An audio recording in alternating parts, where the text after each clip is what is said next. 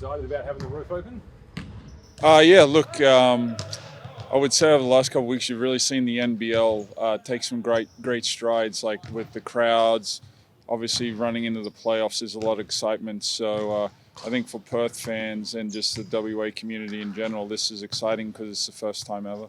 Does it change the way you have to prepare? How do you acclimatise to maybe 40-kilometre-hour winds tomorrow night?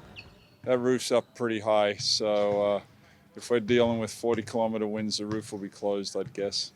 Do you think it will change the kind of the way the game's played though? Will it have an effect on the players themselves physically and the actual kind of shooting and things like that? I think it's something that players may buy into early. I was lucky enough to play in one myself, so these are the things that you think affected, but the more you allow it to, the more impact it'll have on you mentally more than anything. What are your memories of playing? Yeah, like that exact thing. You go into the game thinking like the weather's going to play a part in it, where really all it is, it's like playing outside with, the elements and 11,000 fans cheering you on. So it's going to be a great environment, and it certainly doesn't impact the way you play, the style of play, all of that type of stuff. Very small sample size, but this team played, the Wildcats played in 2019 in Melbourne and shot 3 of 20 from 3-point. We all thought that was because of the conditions, but clearly you think that would have just been maybe getting thinking about it too much. Definitely, and we'll see tomorrow. So you don't do anything different to prepare at all for that factor? Absolutely not, no. Has there been, everyone's doing a lot of 3-point shooting now, is that a focus for this weekend? No, look, the guys, this is normal post-game workout for these guys. They got a gazillion shooting games and keep it lighthearted and competitive, so you're seeing nothing out of the norm.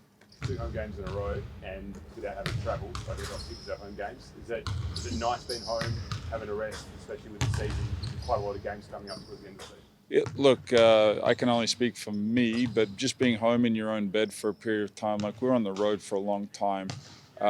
So I think just being home, but look, our situation where we are on the ladder, the playoffs, the implications and the teams we get to play, exciting time of the year. So we really get to see, if we really are a playoff team, these games will indicate where we really are. Jesse said yesterday, it's effectively win or go home from now on out. Yep. Do you echo those sentiments? Absolutely. Now, if we were to string 5 or 6 in a row, you probably get yourself a little bit out of that. But as you can see, it's so close. Like you string some out, you could go from like 7th to 3rd. So every game really does count from now on.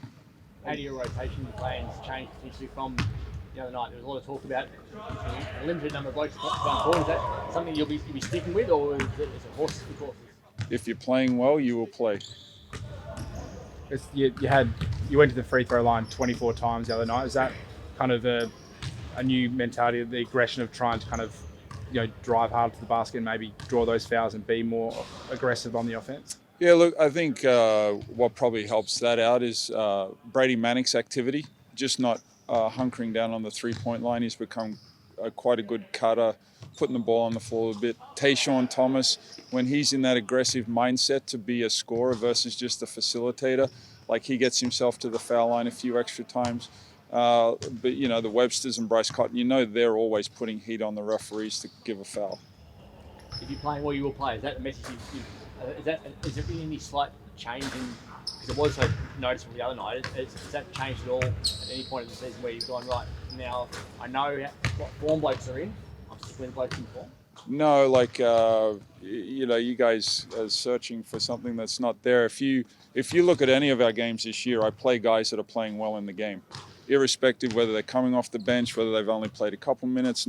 If you're playing well, you'll get rewarded for playing well. This group's been together, I don't think on the road for a long time. You had Lucas game because it was Crook. Majuk wasn't here yesterday, and Mannix not here today.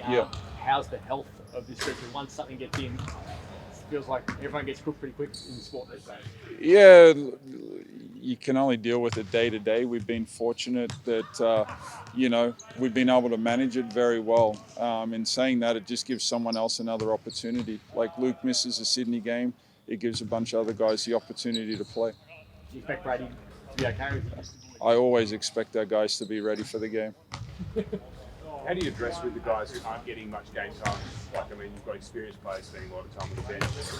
Is there an element of having to sort of manage their expectations a bit? I think anytime you're not performing to your own level, you understand that, and I'll give you the opportunity to get out of it. But when that opportunity comes, you just got to make the most of it. Saw Mitch get a bit frustrated after missing a couple of shots before. Is there an element? Does that pressure of those performers playing drive improvement? Do you think? Absolutely. Or if it doesn't, like, you're not for me.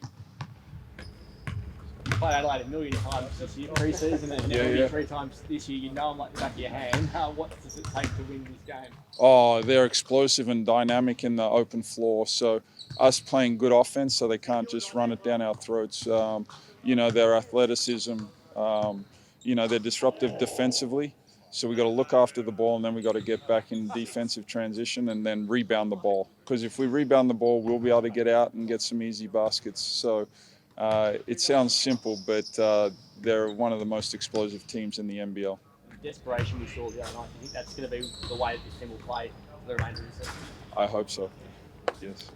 Big crowd expected as well. And Yeah. the crowd on Tuesday, people said it's the loudest they've heard in a long time. Does Yeah. that play a role as well? I really do.